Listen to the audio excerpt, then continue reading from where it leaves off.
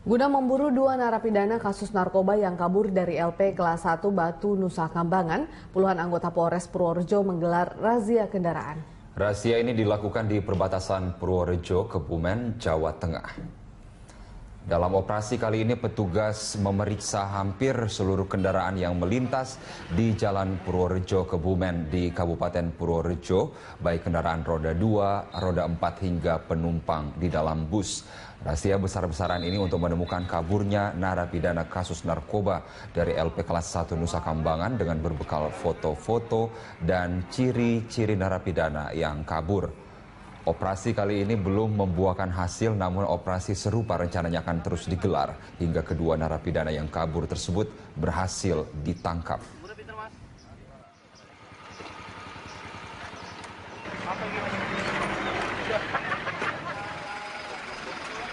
Ya, jadi hari ini kita melaksanakan operasi cipta kondisi. Operasi ini kita lakukan karena terkait dengan ada 2 orang buronan tersangka kasus narkoba yang kabur dari tahanan. Oleh karena itu, Nusa Kambangan ya, Nen? Ya, sesuai dengan petunjuk pimpinan, kita melaksanakan operasi gabungan dengan beberapa. Gabungan dikerahkan untuk menyisir sejumlah lokasi yang disinyalir menjadi lokasi persembunyian 2 napi yang kabur dari lapas Nusa Kambangan Cilacap, Jawa Tengah pada Sabtu lalu. Sementara 5 orang saksi diperiksa penyidik kepolisian karena diduga mengetahui kaburnya 2 napi tersebut. Memasuki hari ketiga pencarian 2 narapidana kasus narkoba, Hussein dan Syarjani Abdullah, yang kabur dari lapas Nusa Kambangan, Cilacap, Jawa Tengah, aparat kepolisian Cilacap bersenjata lengkap dibantu Kopassus, TNI AL dan petugas sipir melakukan penyisiran di sejumlah dermaga di perairan Nusa Kambangan. Polisi juga memeriksa setiap perahu nelayan yang melintas untuk memastikan tidak ada orang asing yang menumpang. Selain memperketat penjagaan, tim penyidik kepolisian memeriksa 5 orang saksi dari pihak sipir dan juga narapidana yang diduga mengetahui insiden kaburnya kedua narapidana tersebut. Sementara kita sudah memeriksa pada saat kejadian itu ada 4-5 orang, termasuk petugas sipir, beberapa napi. Seperti itu, kami hanya membantu daripada pihak lapas dalam melakukan pencarian terhadap kedua napi tersebut. Kedua napi kasus narkoba merupakan pindahan dari lapas Cirebon, Jawa Barat. Masing-masing Hussein divonis 13 tahun dan Syarjani Abdullah divonis seumur hidup. Keduanya kabur dari lapas Batu Nusa Kambangan pada Sabtu siang. Mereka kabur menggunakan tangga pekerja yang sedang merenovasi bangunan lapas. Dari Nusa Kambangan, Cilacap, Jawa Tengah, dari Betias, Metro TV. Itu wasiklan. Itu satu kenyataan. Ya. Oke, Pak Kudri, bagaimana Anda memandang ini? Nih, Anda bukan pertama kalinya menjadi narasumber, kemudian ini ternyata kembali lagi terjadi dan beberapa masalah yang klasik kembali kita dengar. Ya, seperti saya katakan dahulu ini juga kan masalahnya yang dulu kita katakan itu apa yang saya kira beberapa waktu yang lalu napi lari itu kan sepertinya masih juga. Jadi dulu kesimpulannya adalah memang anggarannya itu kan kecil, ya kan. Kemudian kapasitas pemasyarakatan itu itu sangat terbatas sekali, karena digabung juga dengan kan konsepnya antara lapas dengan rutan itu kan beda, kadang-kadang kan dititipin juga. Tapi kesimpulannya itu adalah sebenarnya fasilitasnya kurang, kapasitasnya kurang gitu. Nah, jadi ini ditambah juga dengan yang tadi udah disebutkan personilnya kurang. Nah, jadi saya kira ini kalau misalnya tidak pernah ada perbaikan, ya itu kan nanti kita akan terulang lagi ini. Anda melihat sudah ada perbaikan belum, Pak? Saya kira ada. Kalau kita dari anggarannya, ya, tapi antara anggaran dengan ininya kebutuhan itu masih jauh sekali, ya. Saya kira mesti sekali-sekali ya kita lihat bagaimana kehidupan di dalam pemasyarakatan itu ya sangat memprihatinkan sekali gitu loh. Kan sebenarnya konsep dari pemasyarakatan kita itu kan bukan penjaraan, tapi kita ada rehabilitasi dan reintegrasi itu. Ya, kita artinya mendidik orang itu bisa menjadi warga masyarakat yang baik lagi. Itu konsepnya, tapi pelaksanaannya kan jauh dari poin ini. Nah, jadi saya katakan lagi ya, kalau misalnya anggarannya masih seperti ini, saya kira akan terulang-ulang lagi. Dan yang sangat memprihatinkan. Tapi katanya sudah ada perbaikan, Pak Kudri. Oh iya, tapi kan nggak memadai apa ya. Sangat yang memperhatikan sekali itu adalah justru ini bisa lari yang di tempat yang dianggap suatu masyarakat yang sangat secure, yang high secure gitu loh ya. Jadi bisa. Jadi saya kira sejak kasusnya Johnny Indo ya waktu itu kira-kira tahun 70-an itu dia bisa sampai keluar dan bisa berenang sampai ke Pulau Jawa, artinya sampai ke Pulau Jawa dari bukan Pulau Nusa Kambangan. Itu kan sudah diadakan suatu perbaikan yang ini. Tetapi juga ya saya katakan tadi ya, di samping misalnya anggaran terbatas, fasilitas terbatas, katakanlah si pemasarakatan yang misalnya ini udah well organized itu ya, dia itu katakanlah ini, saya kira ini adalah suatu kejahatan yang bukan bersifat perorangan, tetapi dia sudah organized itu, dia bisa dia bisa memperkirakan apa gini. Nah tapi ini kan saya katakan lagi, ini justru ya katakanlah ya memperhatikan sekali gitu ya, bahwa justru di tempat yang sangat ini dia bisa lari ini. Jadi saya kira memang Pak Kudri, Bu Utami, ini tadi disebutkan bahwa ini bukan rahasia umum ya, bahwa mereka para tahanan narkoba ini perputaran uangnya sangat luar biasa. Kemudian mereka bahkan bisa bekerja sama dengan petugas atau sipir. Ini apakah benar memang sampai saat ini masih terjadi dari hasil temuan Kemenkumham? Kalau baik ini, kalau fakta itu kami boleh saya menyampaikan itu tidak ada. Karena kalau ada pasti akan ada tindakan tegas. Jadi pernyataan bahwa ada peredaran besar, terus kemudian ada kerjasama dengan pegawai, kalau itu terjadi ditemukan oleh kami tentu sudah ada tindakan tegas. Jadi kalau kami bilang sekarang ini nyatanya tidak ada, ya, karena pasti akan ada tindakan tegas itu Mas Iqbal. Jadi misalnya ini diketahui atau ketahuan bahwa napi bekerja sama dengan petugas atau menyuap untuk fasilitas. Sekarang ini menteri kami tegas sekali, menteri kami tegas, dan hampir seluruh dari kami itu memperlakukan hal yang sama. Pengawasannya seperti apa sih Bu bagi para sipir dan para petugas lapas ini? Ada pengawasan, ada patroli, ada piket, ada kontrol yang dilakukan dalam waktu-waktu tertentu, dan itu sudah menjadi standar operasional prosedur dari kami. Gitu. Jadi sebenarnya perlakuannya itu sudah ada protapnya, sudah ada standarnya seperti apa dan bagaimana gitu. Jadi kalau tidak ada perlakuan khusus, yang saya kebetulan belum lama ini saya ke Nusa Kambangan dan melihat standar operasional prosedur itu masih dilaksanakan dengan baik gitu. Artinya sejauh ini dari temuan Kemenkumham belum ada indikasi kerjasama antara. Kalau ada itu pasti ditindak. Kalau ada pasti ditindak. Belum ada Pak Kudri, tidak ditemukan itu. Iya, saya begini, saya kira dilemanya ya antara petugas LPI dengan warga binaan itu kan antara kemanusiaan dengan dengan ini ya.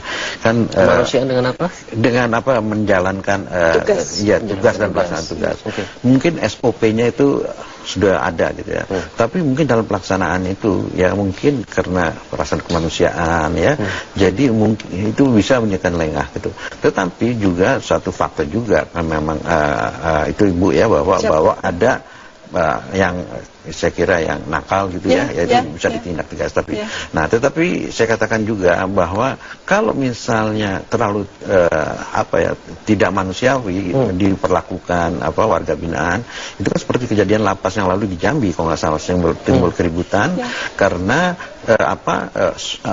orang yang mengunjungi istilahnya membesuk itu dipersulit ini, sehingga warga binaan itu mereka melakukan protes dengan ini. Jadi saya kira di sini ada satu kiat, saya kira ya, satu kiat bahwa bagaimana menghadapi warga binaan di satu segi, karena kita tahu bahwa mungkin dalam kejahatan tertentu ya kita bilang sebenarnya the special crime gitu ya atau serious crime itu dia kan penjahat itu kan memang yang harus diperlakukan hati-hati gitu ya. Artinya kan dia melakukan satu kejahatan yang serius gitu ya. Nah, tetapi kan di satu segi kan dia juga harus diperlakukan seperti Ibu katakan, dia juga harus diperlakukan sebagai warga binaan yang lain. Disinilah ini.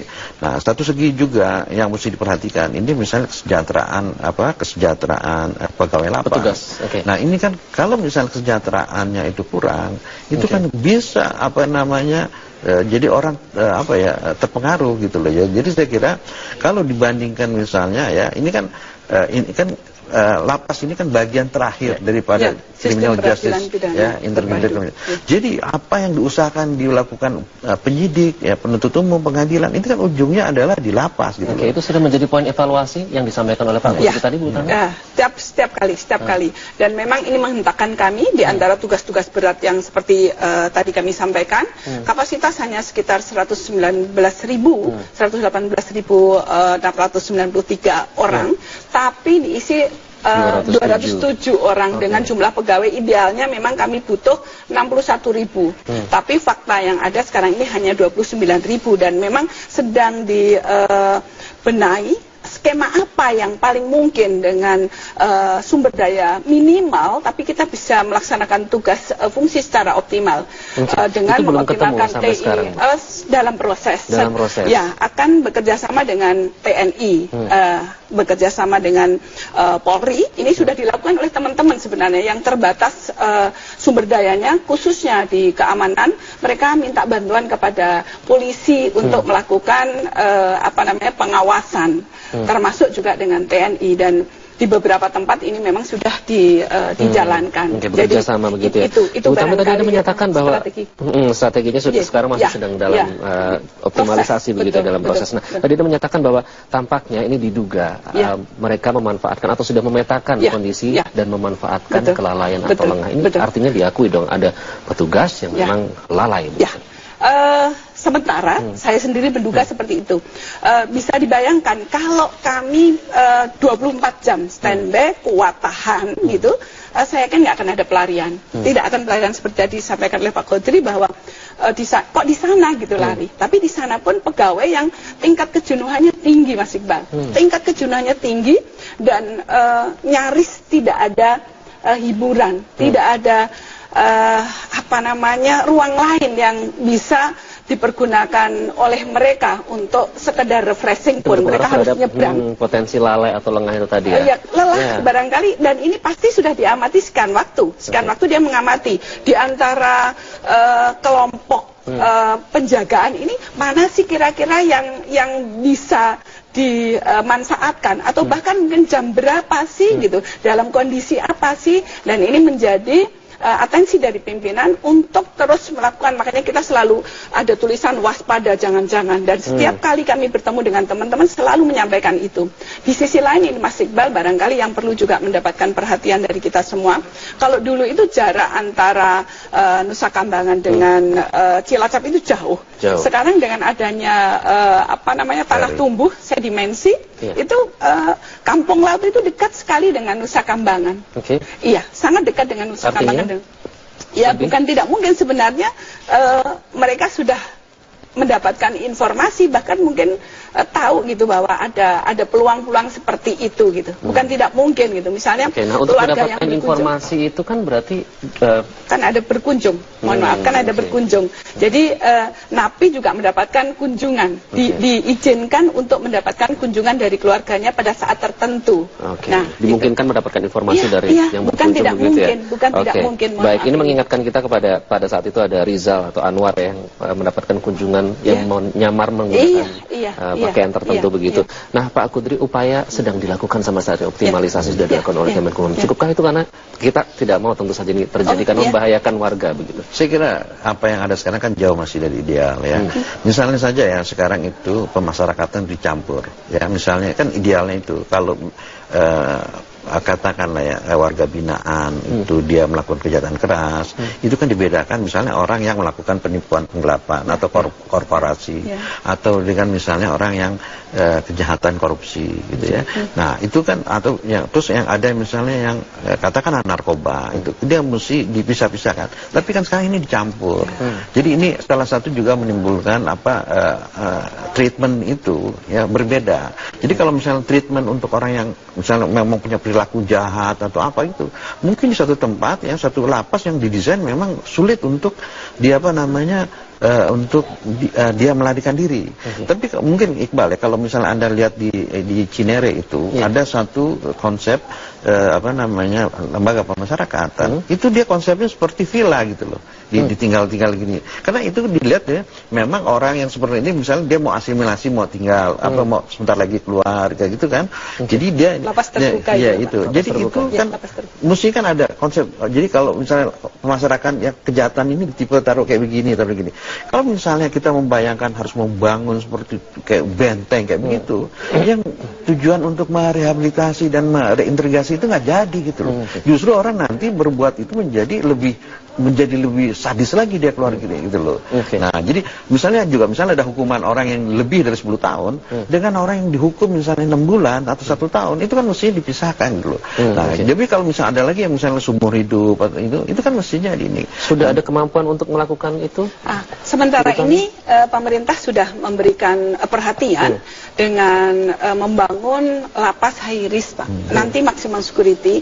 Memang untuk orang-orang mungkin yang dihukum seumur hidup dan membahayakan bagi masyarakat, dirinya maupun lingkungannya, akan ditempatkan di sana. Jadi one man one cell gitu. Jadi akan ada perlakuan yang sangat ketat gitu. Walaupun ini kalau saya sepakat dengan beliau, sebenarnya kalau konsep integrasi sosial itu ya tidak seperti itu. Konsepnya tidak seperti integrasi sosial itu ya memberikan ruang bagaimana bisa pulih hidup, kehidupan dan penghidupannya siapapun mereka. Mestinya seperti itu dari sisi konsep kami. Gitu. Baik, singkat saja Pak Kudri, jangka pendek apa yang harus dilakukan Kementerian? Ya saya kira seperti yang lalu-lalu kayak begini. Kuncinya itu tentunya salah satunya itu kan memang ini sudah diperbaiki aturan. Tapi kunci menurut saya anggaran.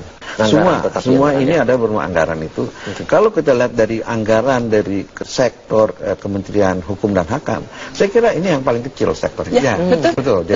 Jadi ada satu, saya nggak sebutin satu satu sektor yang lain. Menurut pendapat saya nggak begitu, tapi justru dia mendapatkan ini. Jadi saya kira menteri ini ya, mungkin coba bicara dengan DPR untuk memikirkan begini. Kalau nggak sampai kapan nanti berulang lagi saya kira. Tapi ini kan yang mengkhawatirkan justru yang di tempat yang sangat high secure, justru ini bisa lari. Gitu. Pak Kudri. Sedikit barangkali izin Mas Iqbal, kami berharap kepada masyarakat barangkali kalau melihat mereka berdua segera melaporkan kepada kami, ya siap, saya itu terima kasih. Terima kasih Bu Tami, Pak Kudri, sudah hadir, kita sudah sedikit mendapatkan gambaran dan kita harapkan ini menjadi alarm gitu ya, wake up call supaya nanti masalah anggaran juga diselesaikan. Terima kasih Pak Kudri dan Bu Tami sudah hadir.